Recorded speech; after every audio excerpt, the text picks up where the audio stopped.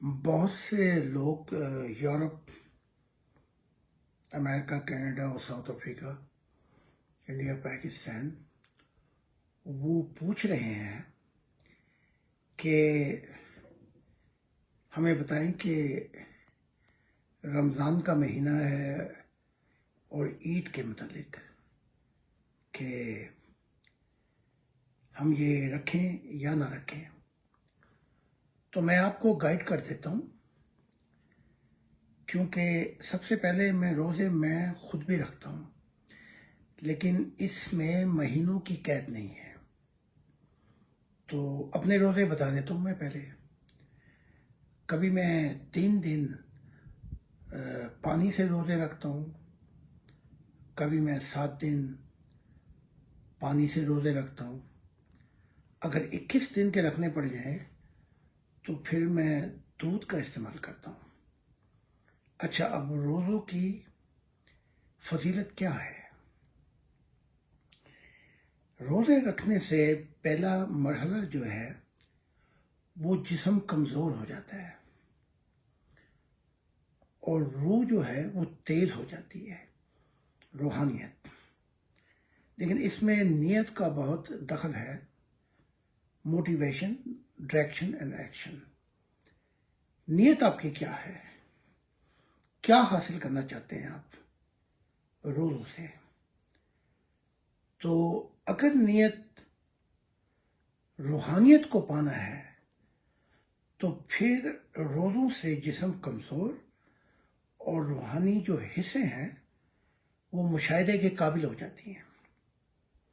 اگر مذہبی روٹین یا مذہبی ٹریڈیشن سے روزے رکھنے ہیں تو اس میں فائدہ کم اور ایک ٹریڈیشنل آ جاتی ہے، جس کے اندر روایتی طور پہ آپ یہ کام کرتے ہیں ثواب کی نیت سے۔ لیکن یہ مطلب نہیں ہے روزے رکھنے کا۔ روزوں سے جو مراد ہے، ایک اور پہلے میں بتا دوں پھر بتاتا ہوں روزوں کا مطلب کیا ہے۔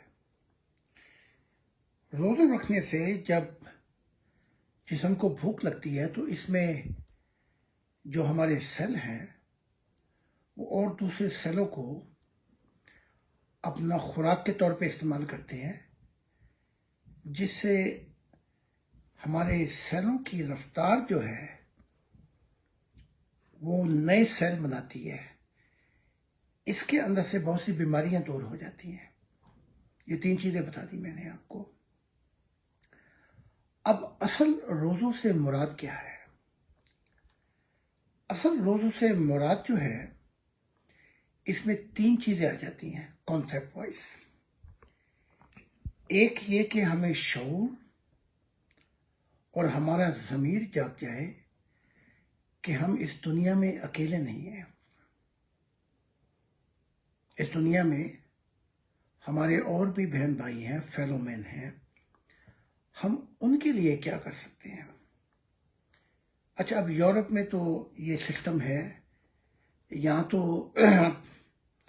آپ کو کسی کی مدد کرنے کی ضرورت نہیں ہے، لیکن جو تھرڈ ورلڈ کنٹری ہیں، پسماندہ، وہاں نظام ہے، اور سب سے زیادہ مصیبت کا باعث یہ ہمارے سیاستدان ہیں، ان کی عقلوں کو گھن لگ گئی ہے۔ کوئی سسٹم نہیں ہے، کوئی ادارہ فنکشن نہیں کر رہا، یعنی کہ ڈاکوؤں اور بدماشوں کا نظام ہے، چمکتے ہوئے اندھیرے ہیں۔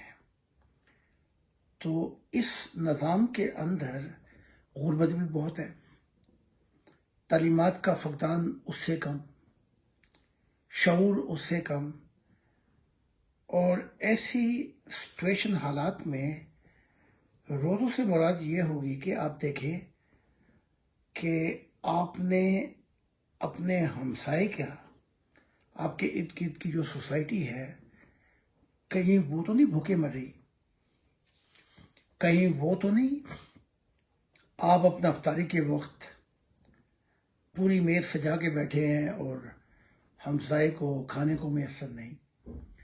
تو اس کے اندر یہ دیکھا جائے گا کہ میں ہمسائے کی کیا مدد کر سکتا ہوں، اس کی تعلیم یا اس پر جس چیزوں کی اسے ضرورت ہے ریگولر بیسس میں اپنے فیلو مین انسان کے کیا کام آ سکتا ہوں. ایک تو یہ چیز آ جاتی ہے. دوسرے روزوں میں جو ہے بھوک ہمیں یہ سکھاتی ہے کہ ہمیں رحم اور محبت کی نگاہ سے اور انسانوں کو دیکھنا چاہیے. کیونکہ آپ کے پاس بھوک میں ایسا ہوتا ہے کہ آپ کچھ کرنے کے قابل نہیں رہتے اور انتظار کرتے ہیں کہ روزہ کھلنے کا وقت آ جائے. تو اس میں آپ یہ دیکھیں کہ انسانیت کا بہت سا حصہ ہے جو آپ کی محبت، آپ کی اٹینشن، آپ کی آف میکسم خائد نہیں، یہ تو جرمن الفاظ ہے، آپ کے رحم کی انہیں ضرورت ہے. اس میں پھر یہ آ جائے گا کہ روزوں کے اندر آپ ایک ون فیملی جو کچھ کر سکتے ہیں پورے انسان میں گلوبل وائز، وہ آپ کرنا چاہیں. اور روزوں سے مراد یہ نہیں کہ بھوکا رہیں آپ، یہ بالکل مقصد نہیں تھا. تو یہ تو روزوں کی فضیلت ہے کہ، لیکن اس میں مہینوں کی قید نہیں ہے کہ یہ اسلام کی اپنی ٹریڈیشن ہے، اس مہینے میں رکھتے ہیں تو آپ کسی وقت بھی رکھ سکتے ہیں. اس میں مذہبی ثواب جو ہے وہ تو خیر ہے ہی، لیکن اس کا مقصد روحانیت اور مشاہدات اور خدا کو پانا چاہنے والا ہونا چاہیے کہ یہ میری نیت ہے. اور اس روزوں کے دوران جو ہے وہ آپ کو اپنی زبان پر، کیونکہ جب بھوک لگتی ہے تو آپ کی زبان جو ہے وہ لگام آ جاتی ہے، آپ خاموشی اختیار کرتے ہیں اور بےہودگی اور گالی گلوچ اور فضول باتوں سے پرہیز کرتے ہیں، کیونکہ بھوک سے آج جسم کمزور ہوتا ہے تو بولا نہیں جاتا.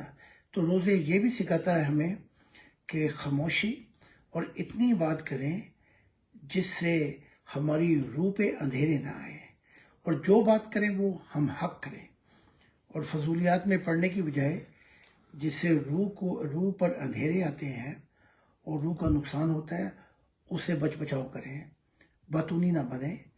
کیونکہ انسان اپنی زبان کے پیچھے بیٹھا ہوا ہے، اور یہ زبان کے پیچھے جو ہے اس کا واسطہ روح کے ساتھ ہے.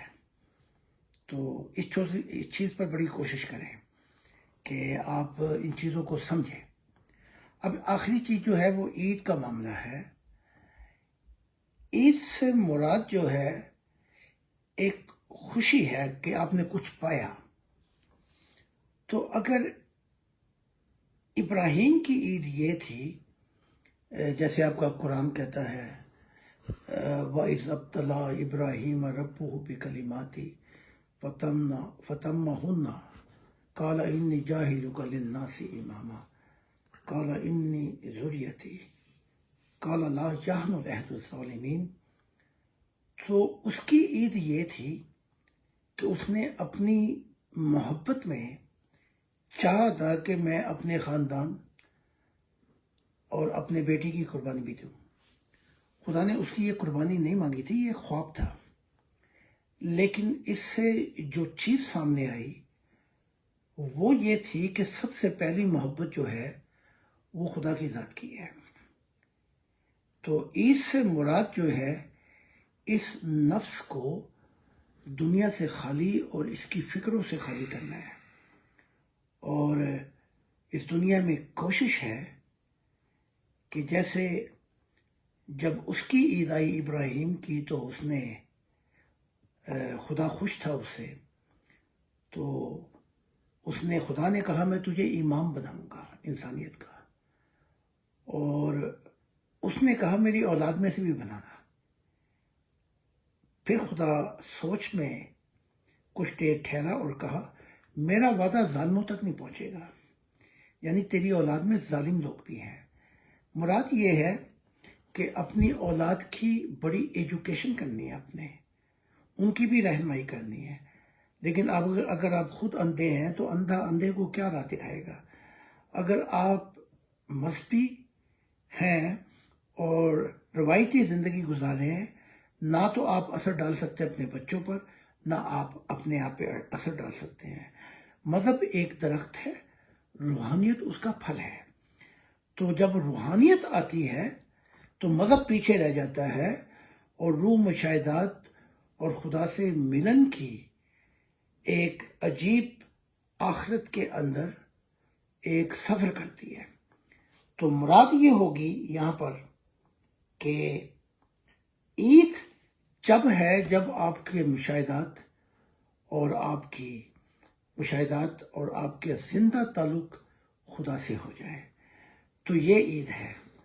ورنہ تو پھر یہ ہوگا کہ وہ بابا بلے شاہ یا وارث شاہ کر سجدے کس گئے متھے، تے نہ رب تیرت تے نہ رب مکے۔ جو رب کو پاتے ہیں ان کی عید ہے۔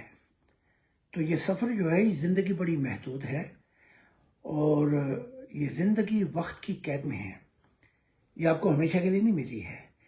تو جو چیز وقت کی قید میں ہو، اس کو وقت میں اگر کوئی پالے تو یہ اس کی عید ہوگی، اور اگر وقت نکل گیا تو پھر انسان یہ وقت واپس نہیں آتا۔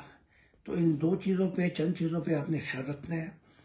کیونکہ آپ نے پوچھا تو میں نے آپ کو بتایا کہ روزے ہوں یا زکوٰۃ ہوں یا حج یا جو بھی کریں، وہ تو ثواب آپ کو مل جائے گا، وہ ایک علیحدہ موضوع ہے، لیکن آپ نے اس کا اثر کتنا لیا ہے؟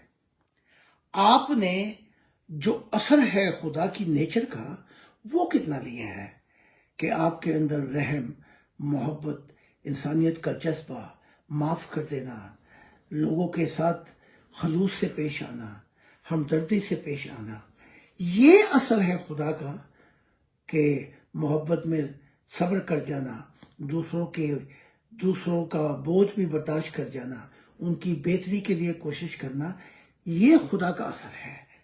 اگر یہ اثر نہیں آیا تو آپ کی روح جو ہے وہ نور سے خالی ہوگی۔ اگر روح نور سے خالی ہے تو روح جو ہے اگلے جہانوں میں آگے پرواز نہیں کر سکتی، بلکہ نیچے گرے گی، جسے ہم دوست کی حالتیں کہتے ہیں۔ Thank you and God bless you. خدا حافظ۔